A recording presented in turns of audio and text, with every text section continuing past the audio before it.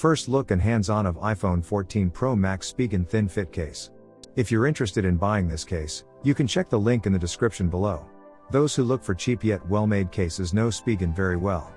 Spigen prides itself on offering excellent feeling cases that typically cost a fraction of the price of what some other accessory makers charge, and its thin fit case for iPhone 14 Pro Max is a fine example of that.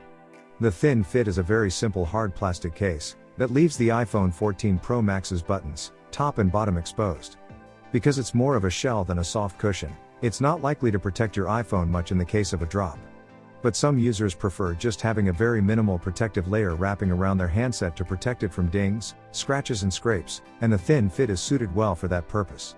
It's also very affordable, and like all Spigen products, regularly sees discounts on Amazon. The Spigen Thin Fit Case has, as the name suggests, a thin design, which keeps your smartphone slim too. The top and bottom ports of the phone are open, and the buttons are uncovered.